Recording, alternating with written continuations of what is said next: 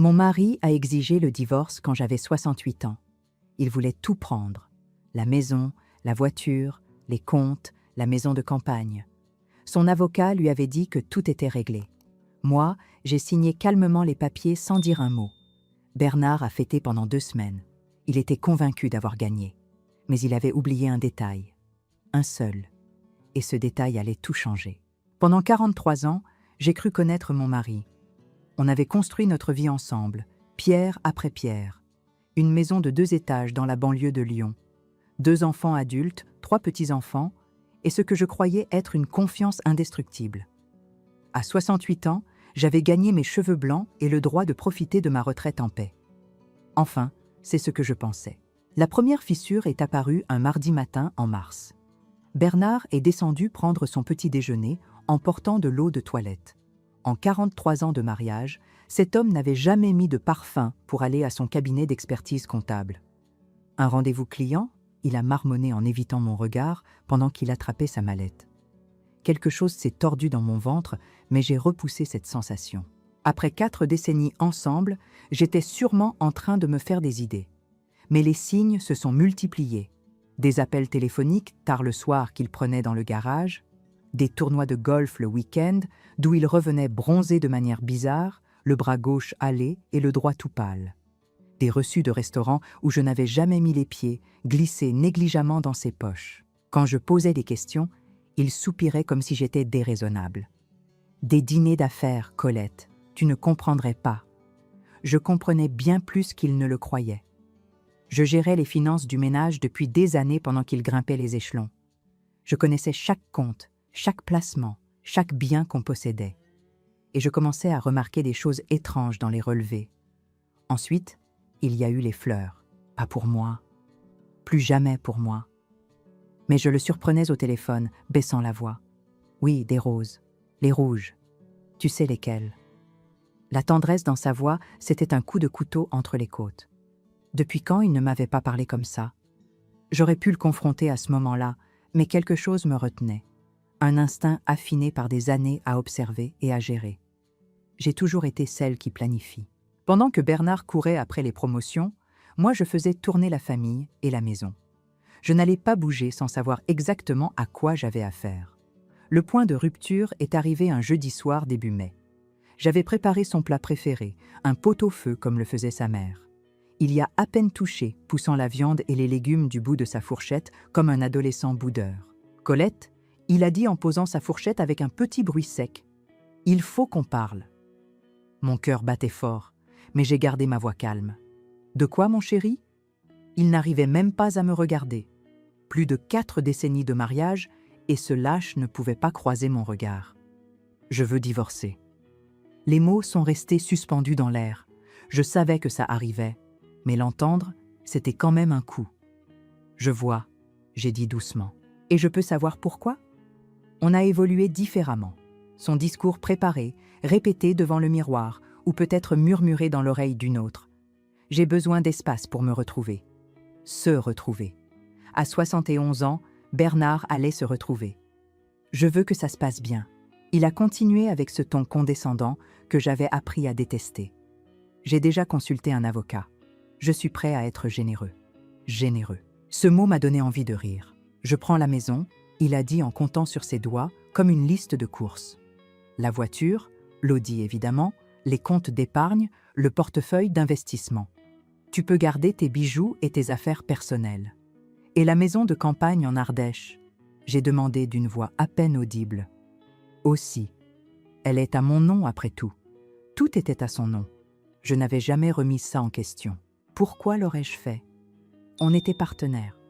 On était censé former une équipe. Il a glissé une chemise cartonnée sur la table. Mon avocat dit que c'est équitable. Tu devrais faire vérifier par ton propre avocat. Mais Colette, il a enfin croisé mon regard, et ce que j'y ai vu m'a glacé. Rien.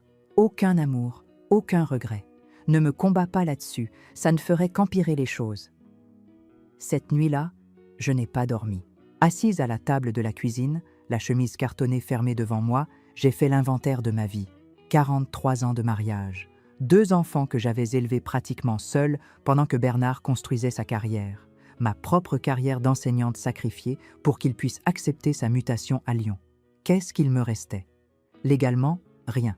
J'ai fini par ouvrir la chemise. Le langage juridique était dense, volontairement confus, mais le résultat était clair.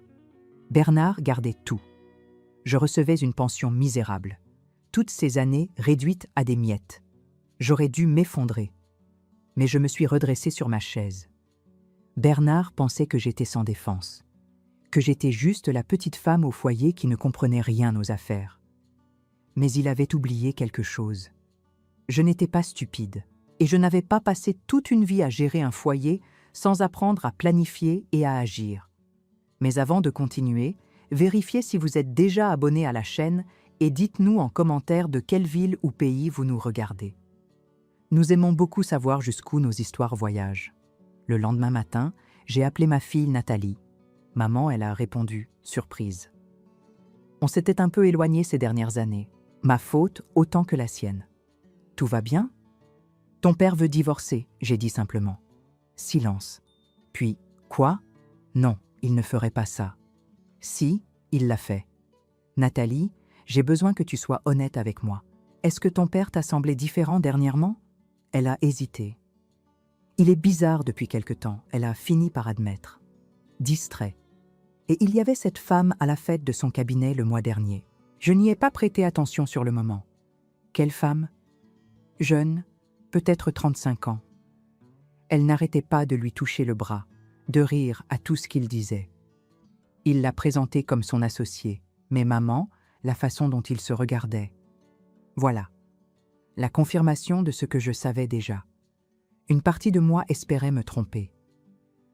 Mais non, il y avait bien une autre femme. Maman, qu'est-ce que tu vas faire? Je vais être intelligente, j'ai dit, surprise par la fermeté de ma propre voix. Nathalie, ne dis rien à ton père. Et trouve-moi quelqu'un qui s'y connaît en investigation financière. Pas un avocat de divorce, pas encore. Un spécialiste des comptes. Nathalie m'a rappelé dans les 2 heures avec un nom.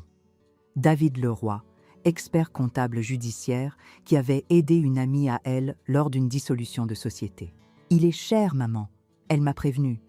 Mais il est bon, j'ai utilisé l'argent de mon compte personnel, celui que Bernard me laissait pour les dépenses du ménage, pour payer la consultation. Le bureau de M. Leroy se trouvait dans le centre de Lyon, dans une tour moderne qui me faisait me sentir petite et vieille. Mais quand il m'a serré la main, son regard était bienveillant. « Madame Blanchard », il a dit en me désignant une chaise. « Racontez-moi tout. » Je lui ai tout dit. Le divorce soudain, les papiers qui donnaient tout à Bernard, mes soupçons sur une autre femme, les irrégularités financières que j'avais repérées. Quand j'ai mentionné les mouvements étranges dans les relevés, il s'est penché en avant, intéressé. « Vous avez accès aux relevés bancaires, aux relevés de cartes ?»« Je gère le compte courant du ménage », j'ai dit. Mais Bernard a plusieurs comptes auxquels je n'ai pas accès directement. Je vois juste les virements quand il déplace de l'argent. C'est suffisant pour commencer. Le sourire de M. Leroy était aiguisé. « Madame, si votre mari cache des biens ou se livre à des malversations financières, trouver les preuves prendra du temps. Et il va remarquer que vous cherchez. Êtes-vous prête à ça? » J'ai pensé aux yeux froids de Bernard en face de moi à table, à son ton méprisant, à la façon dont il m'avait déjà rayé de sa vie. « Oui, » j'ai dit, « je suis prête. » Pendant la semaine qui a suivi, je suis devenue une espionne dans ma propre maison. J'ai photographié chaque document que j'ai pu trouver dans le bureau de Bernard. Relevé bancaire, bilan de placement, reçu. J'ai créé une nouvelle adresse de messagerie que Bernard ne connaissait pas et j'ai tout transmis à M. Leroy. Je me sentais comme une criminelle en train de fouiller chez moi, mais la seule alternative, c'était accepter la défaite. Bernard a remarqué le changement. J'avais arrêté de poser des questions sur sa journée, arrêté d'essayer de faire la conversation. J'étais polie mais distante, jouant le rôle de l'épouse résignée. « Tu as réfléchi au papier ?» Il a demandé un soir d'un ton faussement détaché. « Je suis encore en train d'examiner mes options », j'ai répondu. Sa mâchoire s'est serrée. « Colette, faire traîner les choses ne changera rien. » J'ai été très généreux. « Ah bon, tu l'as été ?» Les mots sont sortis avant que je puisse les retenir. Ses yeux se sont plissés. « Qu'est-ce que ça veut dire ?»« Rien. J'ai dit vite. Je veux juste m'assurer de tout comprendre avant de signer. Il y avait quelque chose de nouveau dans sa voix maintenant, de l'inquiétude. Il se demandait ce que je préparais. Bien. Qu'il se pose des questions. 2 jours plus tard, Monsieur Leroy m'a appelé. « Madame Blanchard, il faut que vous veniez à mon cabinet. Il faut qu'on parle. » Le trajet jusqu'au centre-ville m'a paru interminable. Quand je suis arrivée, son expression était grave. « J'ai trouvé quelque chose », il a dit en étalant des documents sur son bureau. Plusieurs choses, en fait. Votre mari, est-ce qu'il vous a déjà parlé d'une société appelée Meridian Consulting? J'ai froncé les sourcils. Non. Pourquoi? Parce qu'il en est le propriétaire. Il l'a enregistré il y a 3 ans. D'après ces documents, Meridian Consulting reçoit des paiements du cabinet de votre mari. Des paiements qui ressemblent fortement à des rétrocommissions pour orienter des clients vers des prestataires choisis. Mon estomac s'est retourné. C'est illégal. Tout à fait. Et il y a plus. Votre mari a systématiquement transféré de l'argent de vos biens communs vers des comptes au nom de Meridian. Sur la dernière année seulement, il a déplacé près de 200 000 €. Il planifie ce divorce depuis longtemps, a continué Monsieur Leroy. Il cache des biens conjugaux, crée une piste documentaire qui fait croire qu'il possède bien moins que ce qu'il a réellement. Quand vous signerez ces papiers de divorce, vous renoncerez à de l'argent qui est légalement à moitié le vôtre. On peut le prouver. Ma voix sonnait bizarre, lointaine. On peut. Mais madame, si on expose tout ça, on ne parle pas seulement du tribunal des affaires familiales. C'est de la fraude. De la fraude qui peut mener au pénal. Votre mari pourrait faire face à de lourdes conséquences. Vous mesurez ce que ça implique? J'ai pensé à la femme à la fête du cabinet qui lui touchait le bras, au parfum, aux soirées tardives, à toutes ces années de ma vie qu'il essayait d'effacer. J'ai hoché la tête sans hésiter. Ce soir-là, Bernard est rentré tard. Il sentait un parfum qui n'était pas le mien. Il m'a trouvé dans le salon, les papiers du divorce sur la table basse. « Tu es enfin prête à signer ?» il a demandé avec un sourire. Je l'ai regardé, cet étranger qui portait le visage de mon mari, et j'ai souri aussi. En fait, j'ai dit doucement, « J'ai quelques questions d'abord. » Au sujet de Meridian Consulting. La couleur a quitté son visage. « Comment tu… » Il s'est arrêté, s'est repris. « C'est juste un petit projet professionnel. Rien à voir avec le divorce. » « Ah bon ? » Parce qu'il semble que pas mal de notre argent est parti là-bas ces derniers temps. Le masque de Bernard a glissé. Pendant un instant, j'ai vu la peur traverser son regard. Puis, la colère l'a remplacé. « Tu as fouillé. » Sa voix était dure, menaçante. « Tu as fouillé dans mes affaires privées. » « Nos affaires, » j'ai corrigé calmement. « On est encore mariés, Bernard. Régime de la communauté de biens, tu te souviens ? » Il a fait un pas vers moi, et je me suis forcée à ne pas reculer. « Colette, tu fais une erreur. Une grosse erreur. Signe ces papiers. Accepte ce que je te propose. Ne rends pas les choses laides. »« Ou quoi ?» j'ai demandé. Il n'a pas répondu. Mais son regard m'a dit tout ce que j'avais besoin de savoir. La guerre avait commencé. À ce moment-là, la sonnette a retenti. Par le Judas, j'ai vu une femme que je ne connaissais pas. Quand j'ai ouvert la porte, elle était plus jeune que je ne m'y attendais. Environ 40 ans, blonde, soigneusement maquillée, portant une robe qui coûtait plus que mon budget course du mois. Elle m'a regardée avec un mélange de pitié et de mépris. « Vous devez être Colette, » elle a dit. « Je suis Vanessa Delorme, une amie de Bernard. »« Une amie, » j'ai répété. « Comme c'est gentil. Entrez, je vous en prie. » Je préparais justement le dîner. Vanessa a jeté un regard à Bernard, déstabilisée. Ce n'était pas censé se passer comme ça. L'épouse trahie aurait dû pleurer, crier, s'effondrer. Elle est entrée et s'est placée à côté de Bernard, territoriale. « Bernard m'a dit que vous étiez difficile pour le divorce, » elle a dit d'une voix pleine de fausse compassion. « Je voulais venir de femme à femme pour vous aider à comprendre. C'est mieux pour tout le monde. » Ce que je comprends, j'ai dit calmement, c'est que mon mari a détourné de l'argent de son cabinet et caché des biens conjugaux pour financer sa crise de la soixantaine. Ce que je vois aussi, c'est que le collier que vous portez, du quartier si je ne me trompe pas, a été acheté il y a 4 mois avec de l'argent de Meridian Consulting. De l'argent qui vient de notre mariage et peut-être de son employeur. Ça fait de vous quelqu'un en possession de biens volés. Vanessa est devenue blanche. Sa main est montée à sa gorge, touchant les diamants. Vous êtes folle, elle a sifflé. On verra ce que la justice en dit, j'ai répondu. Bernard a attrapé le bras de Vanessa. On s'en va. Excellente idée, j'ai dit. Et Bernard, les serrures seront changées demain. C'est aussi ma maison, et je ne me sens plus en sécurité avec toi ici. Mon avocate dépose une demande d'ordonnance de protection dès demain matin. Tu ne peux pas faire ça. En fait, si. Consulte tes avocats. J'ai tenu la porte ouverte.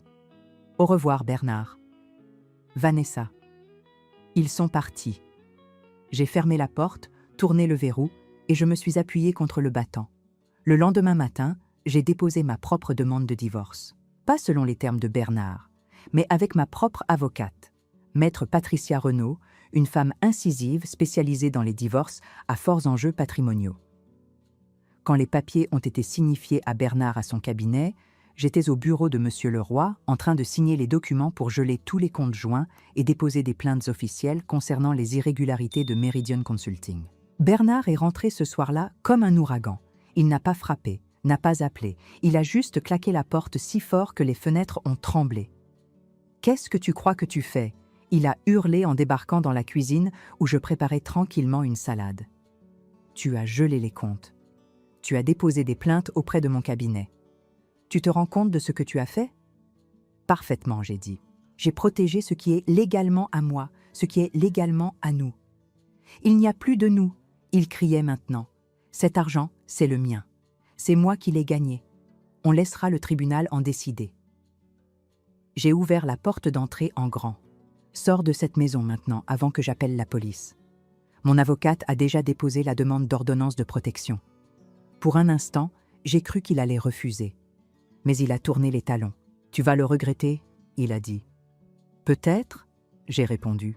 « Mais pas autant que toi. » Les 3 jours suivants furent un tourbillon. J'ai changé les serrures. L'ordonnance de protection a été accordée par le juge aux affaires familiales. Les avocats de Bernard envoyaient des lettres de menaces. Vanessa laissait des messages vocaux en me traitant de femme aigrie et pathétique, accrochée à un mariage mort. Puis Nathalie est venue avec des courses et de la soupe. « Maman, elle a dit en me serrant dans ses bras, « Tu as besoin de te reposer. Tu as une mine affreuse. » Elle avait raison. Je tournais à l'adrénaline et au café. « Repose-toi quelques jours, » elle a insisté. « Laisse les avocats gérer. Tu en as assez fait. » Alors j'ai écouté. J'ai dormi. J'ai mangé. Je me suis assise dans mon jardin et j'ai regardé les oiseaux. J'avais besoin de reprendre des forces parce que je savais que ce n'était pas fini. L'appel est arrivé un mardi matin ensoleillé. J'étais dans le jardin en train de tailler les rosiers quand mon téléphone a sonné. Numéro inconnu. « Bonjour Colette », une voix de femme, lisse et professionnelle. « Je suis maître Diane Mercier, l'avocate de Bernard. » « J'ai une avocate, maître Mercier. Vous devriez la contacter directement. »« Bien sûr, bien sûr. Je voulais juste qu'on discute, de femme à femme. Rien d'officiel. Avec les avocats, rien n'est jamais officieux. »« Je vous écoute. » Bernard se sent terrible de la façon dont les choses ont dégénéré. Elle a dit d'une voix pleine de fausse sympathie. L'ordonnance de protection, les comptes gelés, tout est devenu si compliqué. Il veut arranger les choses. Ah bon ? Il est prêt à faire une offre beaucoup plus généreuse. La maison, par exemple. Il accepte de vous la laisser pendant 1 an le temps que vous vous organisiez. Et il augmentera considérablement la pension. Tout ce que vous avez à faire, c'est retirer les plaintes pour fraude et signer l'accord révisé. Voilà. L'appât. La tentation. 1 an dans ma maison, plus d'argent, la fin du stress et des nuits blanches. Tout ce que j'avais à faire, c'était laisser Bernard s'en tirer après m'avoir volé. C'est très généreux, j'ai dit prudemment. N'est-ce pas? Entre nous, se battre ne fera que vous faire du mal. Bernard a des moyens. Il peut faire durer ça pendant des années. Les frais d'avocat seuls vont vous ruiner. Pourquoi ne pas accepter et passer à autre chose? Je vais y réfléchir, j'ai dit. Ne réfléchissez pas trop longtemps. Cette offre expire vendredi.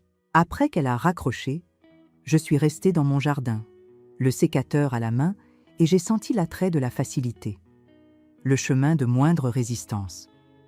Puis j'ai pensé au visage suffisant de Vanessa, aux yeux froids de Bernard, à la façon dont il avait tranquillement prévu de me laisser sans rien après toutes ces années.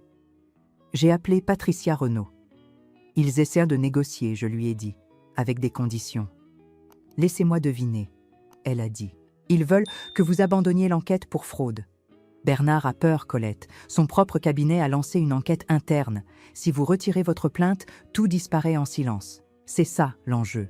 Ce soir-là, Nathalie est venue avec des plats achetés chez un traiteur.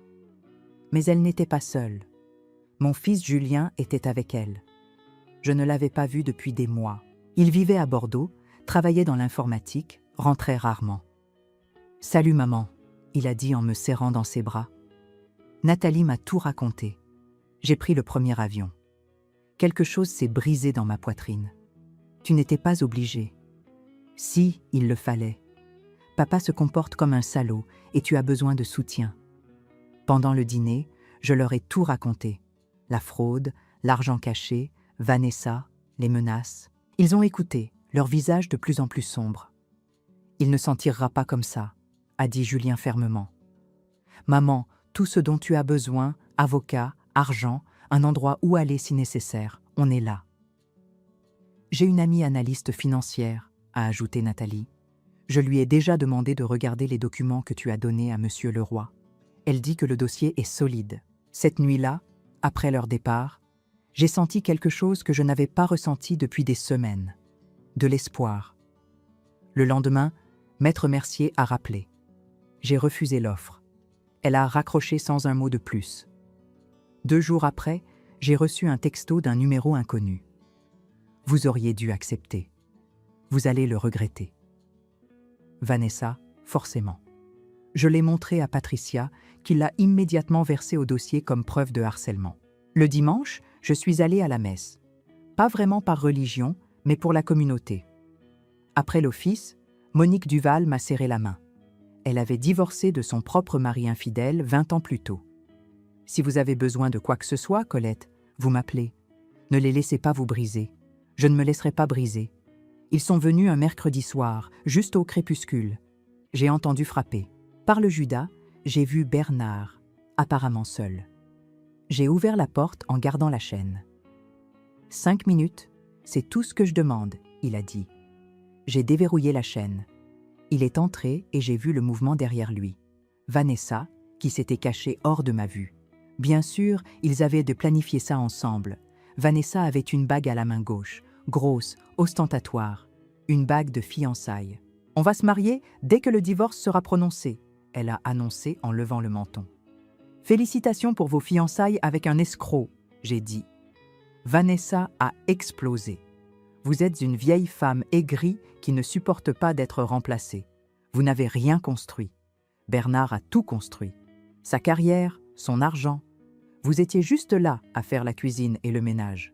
N'importe qui aurait pu faire ça. » Les mots étaient faits pour blesser, mais j'étais prête. « Et vous, Vanessa ?» j'ai dit d'une voix calme. « Est-ce que Bernard sait que vous étiez mariée quand votre liaison a commencé? Que votre vrai nom est Vanessa Kim? Que vous l'avez changé après que la femme de votre dernier compagnon vous a poursuivi en justice? J'ai les décisions de justice, votre historique avec des hommes mariés fortunés. 3 avant Bernard. » Le visage de Vanessa s'est décomposé. Bernard la regardait avec des yeux neufs. Le doute. « Dehors », j'ai dit. « Sortez de chez moi, maintenant, avant que j'appelle la police pour violation de l'ordonnance de protection. » Bernard a attrapé Vanessa par le bras et l'a tirée vers la porte. « C'est ta dernière chance », il a lâché. « Non, Bernard », j'ai répondu. « C'était la tienne. » L'audience a été fixée à un mardi matin, début septembre. 6 mois après que Bernard avait demandé le divorce, on se faisait enfin face au tribunal de Lyon. J'avais à peine dormi la nuit d'avant, mais j'étais prête. Patricia m'avait préparé minutieusement. Monsieur Leroy avait monté un dossier solide. Et moi, j'avais autre chose. La vérité. La salle d'audience était plus petite que ce que j'avais imaginé. Bernard était assis avec ses avocats, 3, tous en costume coûteux. Vanessa était dans la galerie du public, la main sur son ventre. Enceinte, évidemment. Une manipulation de plus pour attirer la compassion. La juge Isabelle Martin a pris place. Une femme directe d'une 50aine d'années, avec un regard qui ne laissait rien passer. « Commençons », elle a dit. Patricia s'est levée. « Madame la juge, cette affaire dépasse le cadre d'un simple divorce. Il s'agit de fraude organisée, de dissimulation de biens conjugaux et de tentative de spoliation de la communauté. » L'avocat principal de Bernard, un homme aux cheveux argentés nommé Maître Étienne Gauthier, a immédiatement protesté. « Madame la juge, ce sont des accusations sans fondement d'une épouse cherchant à se venger. C'est à moi d'en juger, Maître Gauthier. La juge Martin l'a coupé net. Maître Renaud, présentez vos preuves. » Pendant l'heure suivante, Patricia et Monsieur Leroy ont tout étalé. La société écran Meridian Consulting, les transferts de fonds conjugaux, le système de rétrocommission avec le cabinet de Bernard, relevés bancaires, courriel, bilan financier, une piste documentaire que Bernard croyait avoir suffisamment bien cachée. Mais il n'avait pas compté sur le fait que j'avais fait attention pendant toutes ces années. Le visage de Bernard rougissait à mesure que les preuves s'accumulaient. Ses avocats chuchotaient frénétiquement entre eux. « Madame la juge, » a dit Patricia, « nous avons également découvert que M. Blanchard sous-déclarait ses revenus pour éviter de payer une pension plus élevée. Ses revenus annuels réels sont d'environ 370 000 €, et non les 200 000 qu'il a déclarés. » « Ce n'est pas vrai. » Bernard a éclaté, se levant à moitié de son siège. « Monsieur Blanchard, la juge Martin a averti. Maîtrisez-vous. » Puis Patricia a appelé son témoin surprise, Dominique Perrin, le supérieur hiérarchique de Bernard au cabinet. « Monsieur Perrin, » a dit Patricia, « pouvez-vous nous parler de l'enquête interne que votre cabinet a récemment menée sur les activités de Monsieur Blanchard ?» Perrin, un homme distingué d'une 60aine d'années, avait l'air mal à l'aise. « Nous avons découvert des irrégularités dans plusieurs dossiers clients gérés par Monsieur Blanchard. Des fonds de clients étaient orientés vers des prestataires liés à Meridian Consulting. Quand nous avons enquêté, nous avons découvert que M. Blanchard était le propriétaire de Meridian. Quelles mesures le cabinet a-t-il prises? M. Blanchard a été licencié il y a 3 semaines. Nous travaillons actuellement avec le parquet pour déterminer l'étendue de la fraude. » La salle a réagi. Bernard était debout, criant. « C'est un mensonge. Dominique, tu ne peux pas... » « Asseyez-vous, Monsieur Blanchard. » Le marteau de la juge a claqué. Mais Bernard avait perdu tout contrôle. C'est un coup monté. Colette a tout organisé. Elle essaie de me détruire. « En exposant vos délits, » a demandé Patricia calmement. « Ce ne sont pas des délits. C'est du business, c'est compliqué. » Elle ne comprend pas. « Je comprends parfaitement, » j'ai dit en prenant la parole pour la première fois. Ma voix était calme, mais elle portait. Je comprends que tu as volé notre mariage, ton employeur et les clients qui te faisèrent confiance. Je comprends que tu voulais me laisser sans rien pendant que tu recommençais ta vie avec ta compagne enceinte. Tu as pensé que j'étais trop bête, trop passive pour me battre. Tu m'as sous-estimé, Bernard. Tu l'as toujours fait. J'étais juste la femme au foyer, celle qui faisait la cuisine et élevait les enfants pendant que tu construisais ta carrière. Tu pensais que je ne faisais pas attention, mais je faisais attention, Bernard. Chaque jour. Et je compte. Mes contributions comptent. La juge Martin a rendu sa décision préliminaire. Tous les biens conjugaux, y compris ceux cachés dans Meridian Consulting, seront gelés en attente d'un audit complet. Madame Blanchard conservera la jouissance exclusive du domicile conjugal. Monsieur Blanchard versera une pension provisoire de 5 000 € par mois. « Je n'ai pas 5 000 €, Bernard a crié. « Alors trouvez un emploi, Monsieur Blanchard. Un qui ne consiste pas à escroquer vos clients. » 30 jours plus tard, l'audience finale. Entre-temps, le monde de Bernard s'était effondré. La mise en examen était tombée. Abus de confiance, détournement de fonds, fraude fiscale. Son visage avait fait les nouvelles locales. Son cabinet l'avait non seulement licencié, mais poursuivi en dommages et intérêts. Il avait été radié de l'ordre des experts comptables. Vanessa l'avait quitté 2 semaines après la première audience. Elle était retournée en Espagne. Bernard ne pouvait plus se payer ses avocats. Juste un avocat commis d'office. La juge Martin a lu sa décision finale. Colette recevrait la maison conjugale évaluée à 400 000 €, 65% de tous les comptes de retraite, portefeuille d'investissement et liquidités, y compris tout l'argent caché dans Meridian Consulting. Bernard verserait une prestation compensatoire de 6 000 € par mois pendant 10 ans. La juge a précisé que le versement en capital étant impossible vu la situation de Bernard, la rente mensuelle s'imposait. Il serait aussi responsable de tous mes frais d'avocat, soit environ 85 000 €. Divorce prononcé. Le procès pénal a suivi quelques semaines plus tard devant le tribunal correctionnel. Les 3 juges ont déclaré Bernard coupable sur tous les chefs d'accusation.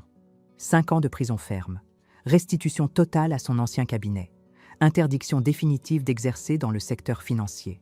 Quand on a emmené Bernard menotté, il m'a regardé une dernière fois. Je n'ai pas souri. J'ai juste soutenu son regard avec calme. C'était la justice. 6 mois après le jugement définitif, j'ai vendu la maison de Lyon. Je sais que ça peut sembler étrange après m'être battu si fort pour la garder. Mais la vérité, c'est que je ne voulais plus y vivre. Trop de souvenirs, trop de fantômes. La pièce où Bernard m'avait annoncé le divorce. La cuisine où Vanessa s'était tenue avec son sourire suffisant. Je n'en avais plus besoin. J'ai acheté une petite maison à la place. Un cottage charmant près du lac d'Annecy, avec un jardin 2 fois plus grand que l'ancien et une vue sur l'eau depuis ma chambre. C'était à moi, vraiment à moi, acheté avec mon argent du jugement. Personne ne pouvait me la prendre. Nathalie m'a aidé à déménager et on a peint les murs ensemble, vert d'eau et crème, des couleurs qui me rendaient heureuse. Julien a installé de nouvelles étagères et un coin lecture près de la fenêtre où je pouvais lire dans la lumière de l'après-midi. « C'est parfait, maman », Nathalie a dit en reculant pour admirer notre travail. « Ça te ressemble. » Elle avait raison, l'ancienne maison avait été la nôtre, puis celle de Bernard. Ce cottage était le mien. J'ai commencé à suivre des cours à l'université populaire. Art, histoire, écriture créative, des choses que j'avais toujours voulu étudier, mais pour lesquelles je n'avais jamais eu le temps. J'ai rejoint un club de lecture, je me suis fait de nouvelles amies qui ne savaient rien de mon passé, sauf ce que je choisissais de leur raconter. J'ai voyagé. D'abord une croisière en Méditerranée avec un groupe de la paroisse, puis un voyage au Portugal avec Julien où on a mangé des pastéis de nata, bu du vigno verde et exploré des ruines anciennes. J'avais passé plus de 4 décennies à faire passer tout le monde avant moi. Pour la première fois, je me mettais en premier. L'argent n'était plus un souci.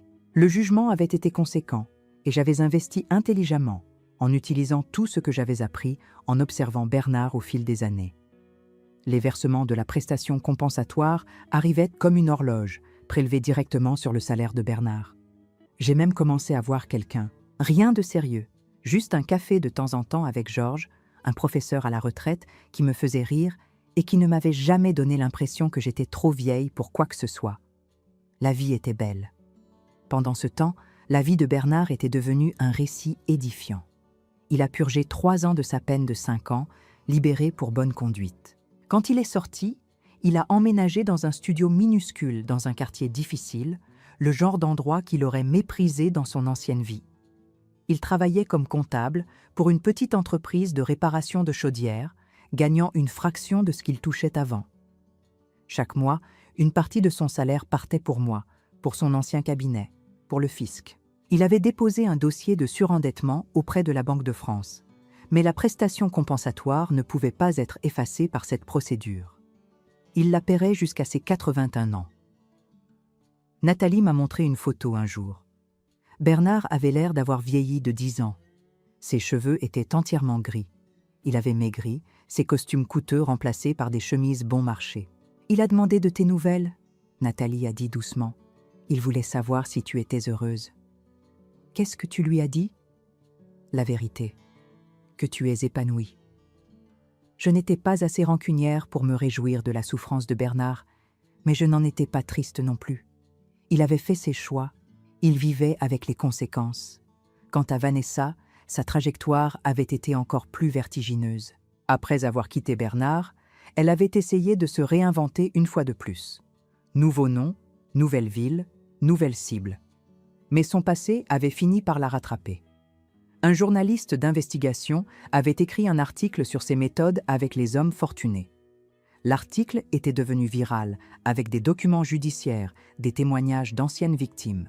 Dernière nouvelle, elle travaillait dans un centre d'appel dans la banlieue de Marseille. Son image, soigneusement construite, brisée. Un après-midi, je travaillais dans mon jardin quand j'ai vu une voiture ralentir dans la rue. Une voiture familière, la vieille berline de Bernard. Il ne s'est pas arrêté, n'est pas descendu. Il a juste roulé lentement en regardant le cottage, en me regardant. Je me suis redressée, j'ai croisé son regard à travers la vitre. Je n'ai pas fait de signe, je n'ai pas souri. Je me suis tenue là, sécateur en main, entourée de fleurs que j'avais plantées moi-même dans une terre qui m'appartenait. Puis je me suis retournée vers mon jardin et j'ai continué à planter. Quand j'ai relevé les yeux, il était parti. J'avais des roses à entretenir et une vie à vivre. Voilà mon histoire. Celle d'une femme de 68 ans qui a refusé de disparaître en silence. Qu'est-ce que j'ai appris? Que la force ne ressemble pas toujours à un combat. Parfois, elle ressemble à la patience, à la préparation, à connaître sa valeur et à refuser de se contenter de moins. J'ai appris qu'il n'est jamais trop tard pour se défendre, jamais trop tard pour recommencer, jamais trop tard pour découvrir qui on est vraiment. Si cette histoire a touché votre cœur, répondez ici dans les commentaires. À ma place, qu'auriez-vous fait? N'oubliez pas de regarder la prochaine vidéo qui apparaît sur votre écran.